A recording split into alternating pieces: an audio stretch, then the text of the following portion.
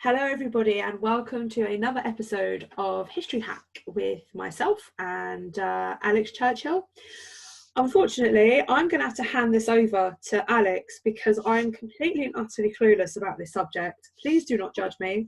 As you all very well know, I am a World War II historian, so I'm going to pass this on to Alex. So I'm going to let her take the lead. If you start snoring, we are going to virtually kick you. You do know that, right? That's fine, that's not a problem. We'll kick you on Twitter or something. We'll put a kick Alina button on the website so that if they hear you sniffling in the background. How are you anyway? Are the Polish government not now demanding selfies from you? Yeah, so basically I have to take a selfie a certain amount of time and tag myself exactly where I am in the country. So they're going to monitor if I'm still at home or not. Wow. I'm taking my civic responsibilities to ridiculous levels. I just went out to get bread, which is legal, but someone walked past me with a giant poodle and I asked the poodle if it had a reason to be outside, and it responded by licking my shopping bag, which was a bit disgusting, so I was taught a lesson. But its human slave basically said to me, "He's allowed out once a day," and I was like, all right, I was only joking. I was talking to a dog. I'm obviously not serious. Anyway, the reason that you're bereft today is because we're going World War I, which is entirely my bag. And I've got two really exciting guests with us today because me, myself, and other World War I historians, British historians, spend our entire lives inflicting our presence on the people of Belgium while we go about our business researching. But what actually very few of us do is spend any time researching the Belgian experience of World War I. It actually happened in their country. So with our first World War I show, I wanted to rectify this. So I've got two brilliant guys with us. We have Gregory Verfaille, and you can't laugh at my pronunciation because I tried really hard. Greg, he lives on the battlefields. He lives near Polygon Wood. I won't give out his exact address because it's a bit creepy. So he lives on the battlefield, and he actually, for the last 4 or 5 years, has been a photographer for the Memorial Museum at Passchendaele as well. Hi, Greg. Hello. How is Belgium? Beautiful weather, but the circumstances a little bit difficult. Are you guys locked down? Are you allowed out? We are allowed out, but not as usually. Okay. And with Greg, we have Maaschelein, who I met last year and was great fun when we were working on D-Day 75 together in Belgium. And he's been a guide. Again, he was born and raised in Ypres. He now lives in Ostend. But he's been a battlefield guide in Belgium, talking about Belgium and the war for more than 20 years. Hello, Martial. Hello everybody. How are you? Can I ask you one thing? Is everybody buying all the toilet roll in Belgium? Oh, yes. No, it's okay. What kind of crazy behaviour have you guys seen? Yeah, that's a very strange and behavior because at a certain time there were some pills, Daffelham here, and people thought that this would help against the corona. And so at a certain time, it was all sold. You couldn't find that medication anymore. But then they talked about this in the television, and they said, well, this doesn't help at all. And now everything is more or less, well, in a normal situation. Can I just ask what these tablets are usually for? What would you normally take them for?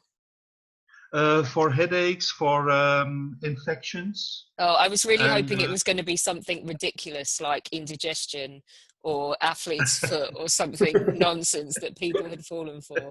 So yeah, we have been asking people about their ridiculous corona cures and things that are going around. So let's talk history with you guys. So we've had a bit of a chat about this already. I'm really interested to know, and Gregory, you were saying, so we were, obviously the Germans have the Schlieffen Plan, Britain has a plan to mobilise a force, France has Plan 17, I think it's 17, I'm going to look so stupid if I'm wrong. Yes, 17. But essentially you were saying that what Belgium didn't really have the means to come up with a big battle plan like that, and they were just really reliant on the Germans not invoking the plan to stomp through their country. Is that right? Yes, that's right. Yes. They built lots of fortresses, but these fortresses were built actually for the French-Prussian War. They weren't calculated for a war like 1914. The concrete systems wasn't that good as it should have been. And Martial, what was the state of the Belgian army? It's very small, obviously, for obvious reasons, because of the population. But what was the state of the Belgian army, and how was it put together before the war? Well, we had a very strange system that was used up to 1909. And so the military service, you had to go to the army, and it was decided by a lot drawing. And the problem was that, for example, if poor people had a free lot, which means didn't have to serve in the army, that they were approached by sons of rich families.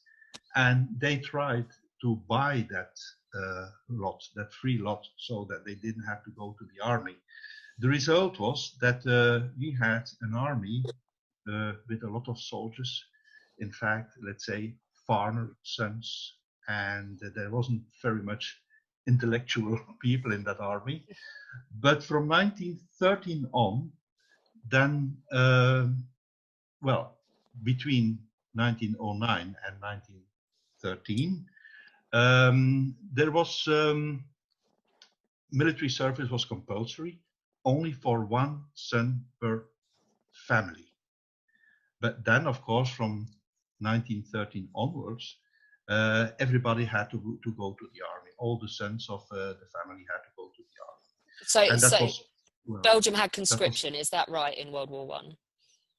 Yes, there were conscripts from 1913 on. And of course, there were also some volunteers that didn't have to go, but that wanted to go. And we also had, like we say, some guards here, but in English, I think you say territorials. Yes, yeah. Yeah, we also had 18,000 of these people that joined the army. But like my colleague said, Gregory, we weren't very well prepared. What happened with the invasion? It was over very quickly as far as the Belgian army was concerned, wasn't it, in 1914? Yeah, there's one thing I really like to tell, and this is something I always tell to, especially if I guide for the Flemish people, I talk about this. Do you know that the Belgians, they weren't a match for the German army, but you know, the Schlieffen plan, they had to get around Paris in 6 weeks of time, and then they would attack the Russians on the other side. That was the whole Schlieffen plan. But because the Belgians, there was such a resistance here in Belgium, and the German army lost a lot of important time, especially around the fortifications of Liège, right? Which means that in fact they lost almost 12 days, the German army, to get through these fortifications, and that was a lot of important time. Which means that because time is absolutely critical for the Schlieffen plan, isn't it? The yes. idea of it is that you have to knock the Western Front out immediately so that you can turn and face the Russians. So, 12 days is catastrophic, isn't it? It is. And that was important time. And I always say, well, the Belgians, were they important in the Great War? Well, yes, they were important. They delayed the German let's say, breakthrough through Belgium. And the Germans lost a lot of important time. And in this way, the Schlieffen plan, let's say, more or less failed. That's that's something that we don't consider from this, because obviously on our side of the channel we just think, well, yeah, that's all over before we even arrive in the middle of August. So it's really interesting to hear that side of it. Let's talk about civilians for a little while. Gregory, obviously the first thing you get when war breaks out in your country is a huge stream of refugees, and that was true of Belgium, wasn't it? People fleeing. Yes, I did. Do you know Belgium had about let's say more or less 7.5 million inhabitants at that time.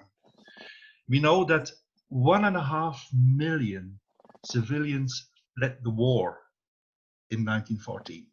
You can imagine some went to Great Britain, some went to France, and some, of course, a lot went to the Netherlands.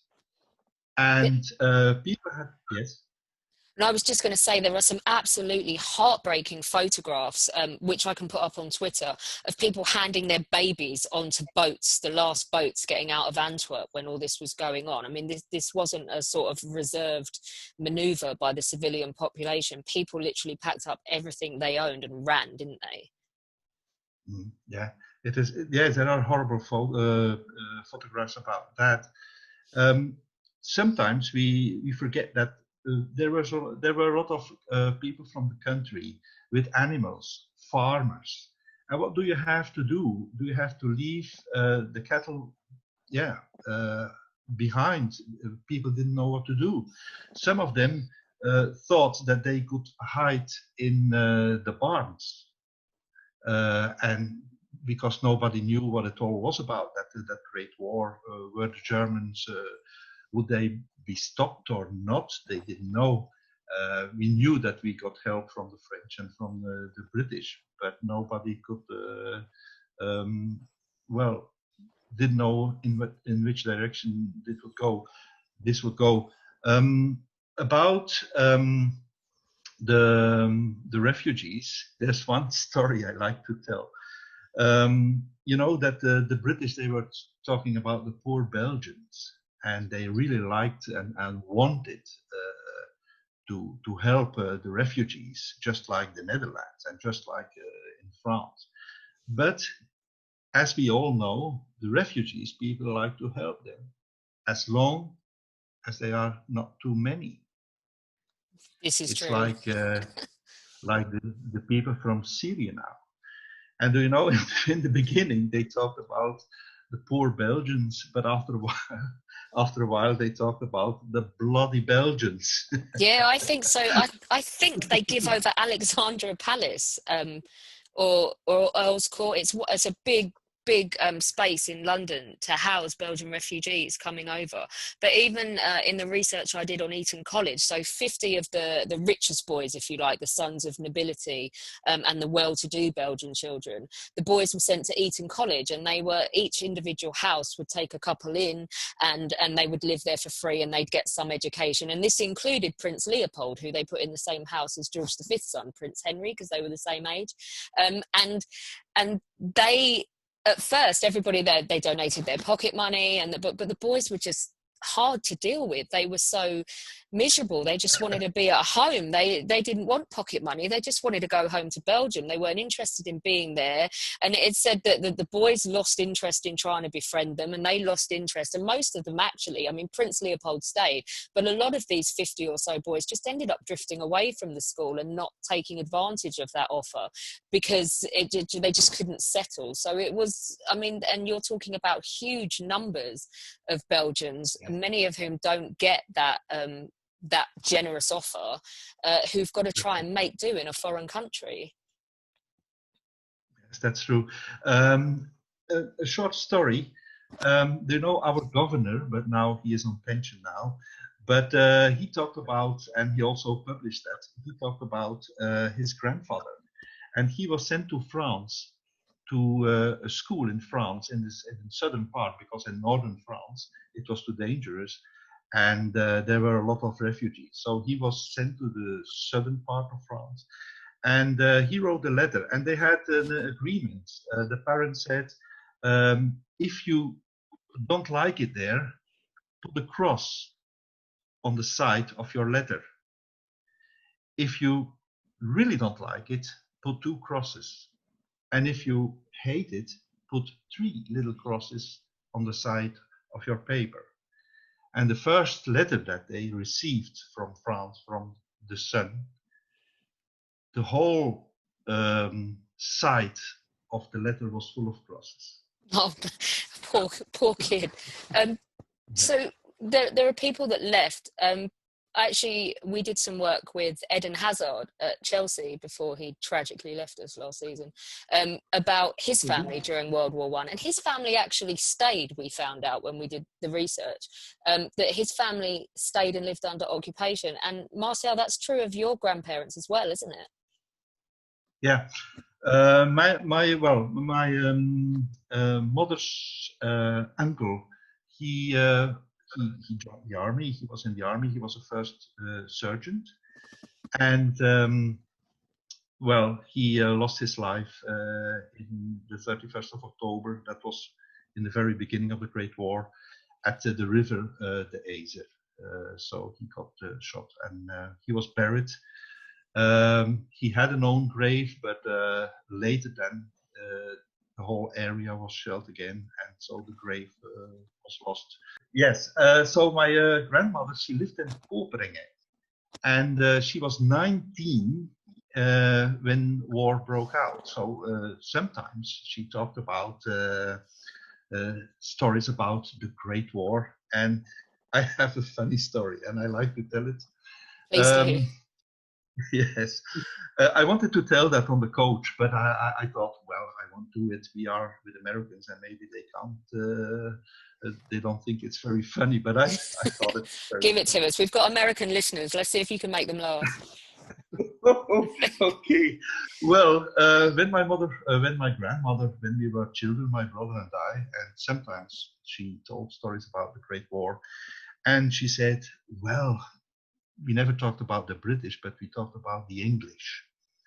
And she said in Poperinge, well, it was full of English, and they were very rough. And we say, yes, and what did they do? Well, they were cursing all the time on the horses. And my brother and I, we looked at each other. Of course, we wanted to know a curse in English, how that sounded. And he said to my grandmother, oh, yes, a curse in English. What is that? And she said, fuck.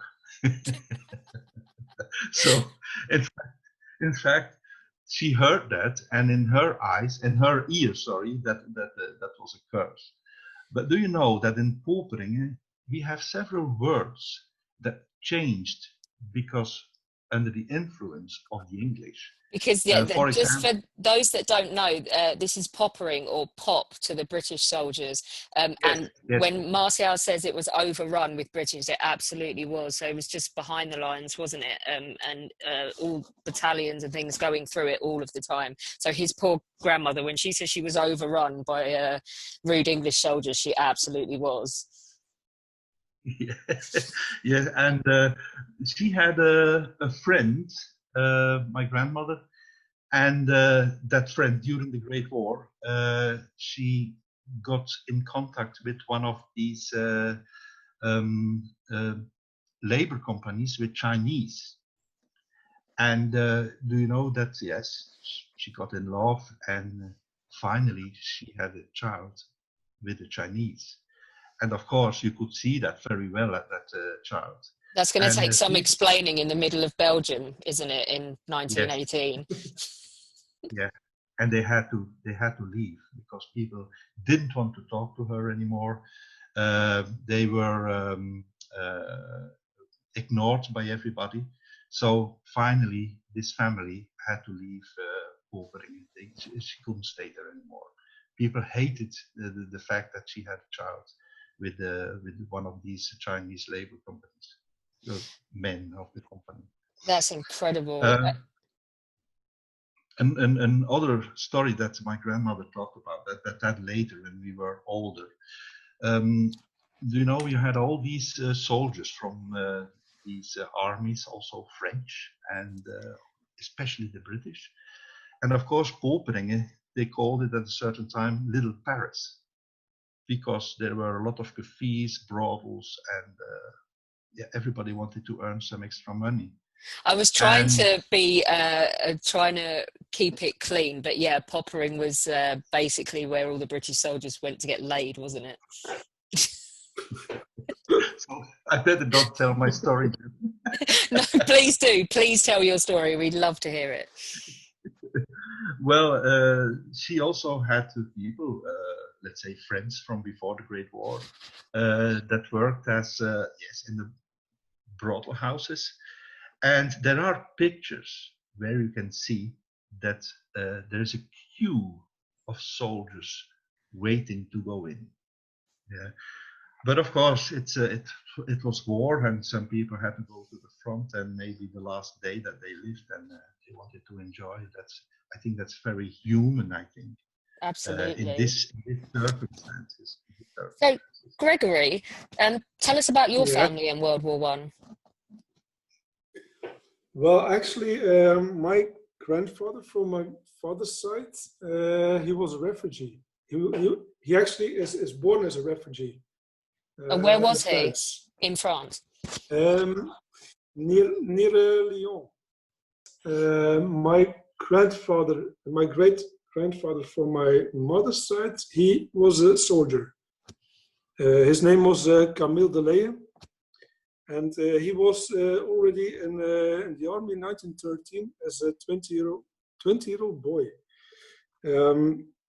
He served in the Ligny Regiment. He was stationed in Ostende or in Ypres. We don't know it, but he had to go to, in August 1914, to the Battle of Grimde. That's what I know about it. And later he had to pull back to Antwerp, and then from Antwerp to the Azer, to the Battle of the Azer. He had been fighting several points on the Azer, and he survived the war. So you've both mentioned the Azer now, and Gregory, this is key, Yes. isn't it? Because this is where the Belgian army went after 1914, and where they could be found for much of World War One. And tell us about the inundation and what they did to protect that area of Belgium from the Germans.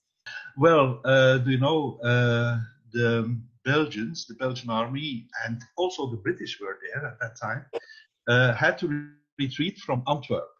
They had to retreat because there was an army from Beseler that focused on army, and of course they had to retreat. Some of them retreated in the direction of the coast, but also some of them crossed the border with the Netherlands. Do you know that we lost 30,000 soldiers in the Netherlands, some by accident, but some deliberately. And then you was, of course, you had to be in quarantine, in a kind of quarantine, if I pronounce this well. Yeah. Which means you could not join the army anymore, although that some tried to do that. But we lost 30,000 soldiers there, and the other part of the army retreated to the direction of the coast.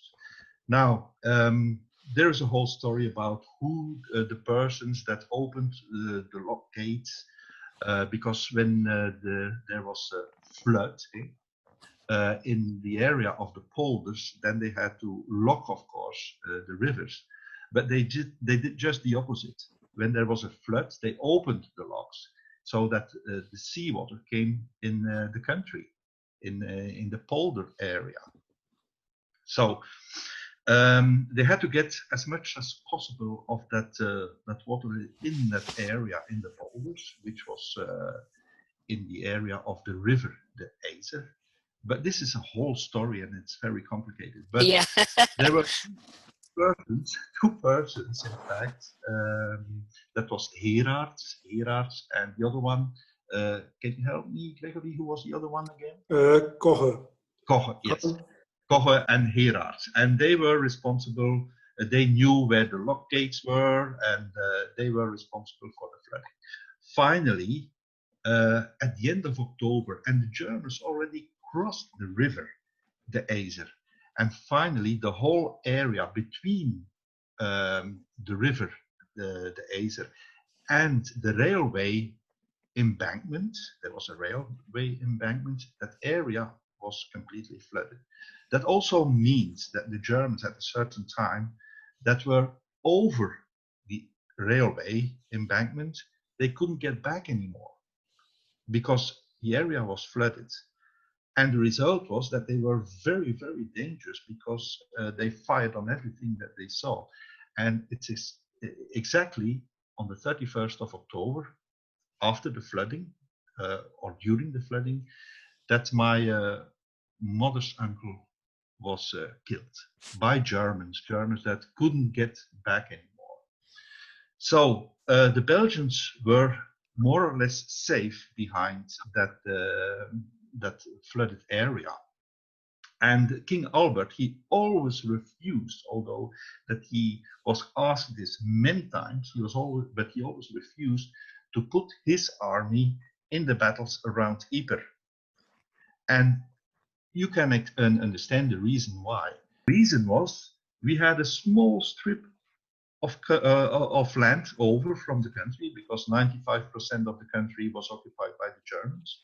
We also had 1/4 of the coastline, 3/4 was in German hands. We only had a little part of land to recruit. So if the king lost his army, then he couldn't reinforce the army anymore, because we couldn't recruit anymore.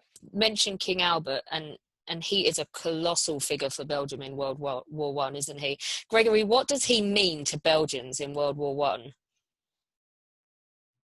Quite a lot, I guess. Quite a lot. He was actually the leader of the army, so people were just looking up to him. He was actually already a great person. Marshall will know that. He was a huge person, but I think that he must, He refused to leave, didn't he? Yeah. He refused to he stayed in Belgium. He wanted to stay in Belgium for the people. Yeah, so I think his attitude was, because they couldn't leave, he couldn't either. So when they were turned out of the capital, is this right, Marshall?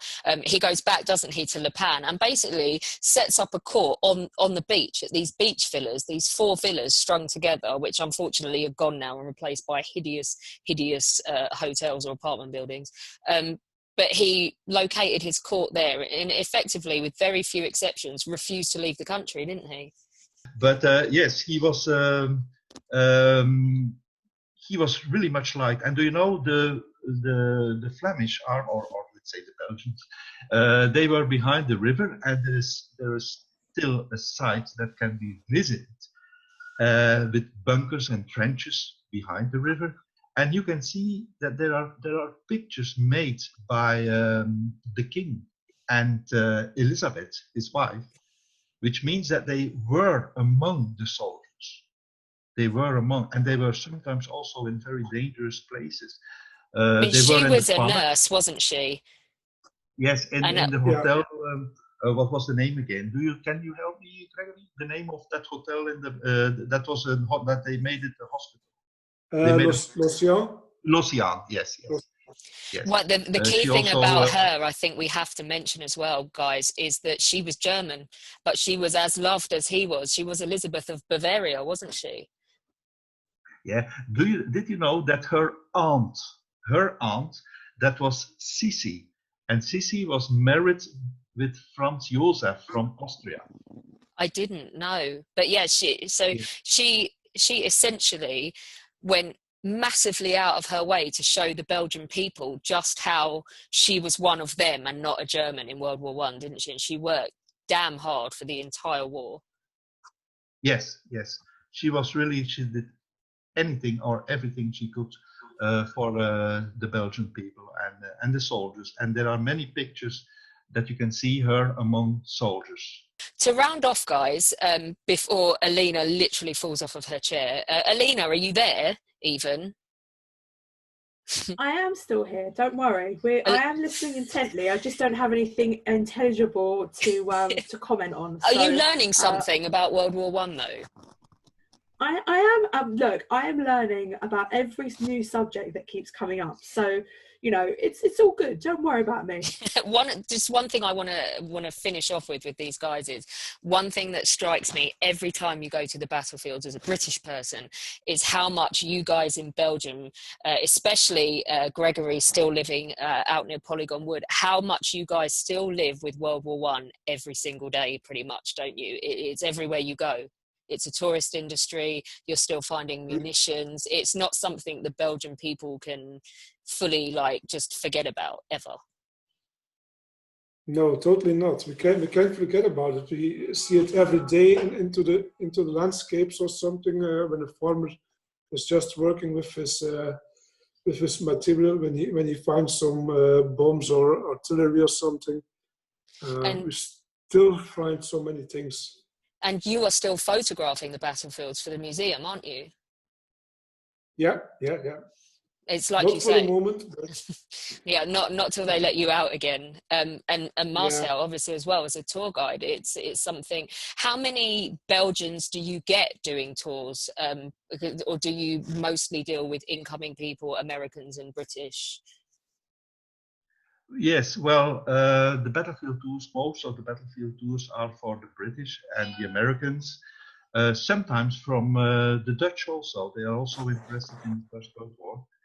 And there's also another story, a short story that I like to tell. Do you know, I lived in, when I was a child, I lived in Maaschelein. And in the area of Saint-Éloi. And that was also in the front line. And the Canadians were lined up also for a moment there. And my father, he was friends with the farmer that lived in front of us, and also had the fields there. And they were in the evening, in their free time, they were looking on the fields to find some relics from the Great War. And at a certain time, the farmer came to my father's house, and he said, I found a lot of bombs, and they have a very nice ring around it. Do you know the band around it in copper? That's right. Yeah, you find those quite often, don't you, on the battlefields? Yes. And you know, they tried to get that ring off of it because the copper was very expensive at that time. And so they found, I think, 15 or 18 bombs with such a copper ring around it. And they started to cut off the rings. And at a certain time, they heard something. My God, they were almost petrified. And they ran away, and as quick as possible. And nothing happened. And a few days later, they decided to have a look on the fields to see what had happened. And do you know, the whole area around these bombs, they had a very strange color because that was a gas shell. You know what, some British soldiers were doing some clearance and actually suffered the effects of mustard gas, didn't they? But it is still dangerous. People have still been killed since World War One, haven't they? Yes. Even a few years ago, there were in the northern part of Ypres, there were some workers that were Turkish workers, foreign workers, and at noon they found some shells at the side of the road, and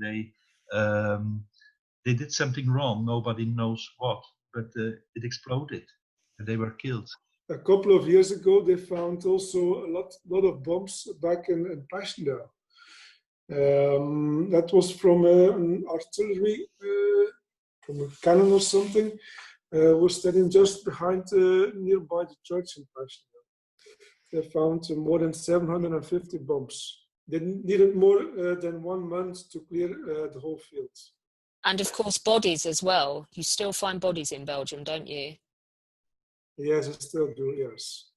I think so. There's always a handful of cemeteries still open, if you like, aren't there, to relocate certainly as far as Britain's concerned, to relocate any remains that are discovered. We're hoping to get Simon on to talk about his archaeology at some point in Belgium. Guys, have you got anything more you want to add about Belgian experience of World War One? there's another story from the German side. You know, you had here Belgium was divided by the Germans, and you had the operation zone, and you had also, and they called it Etappegebied. That was the area behind the operation zone, and you also had the marine area that was divided in let's say in these areas.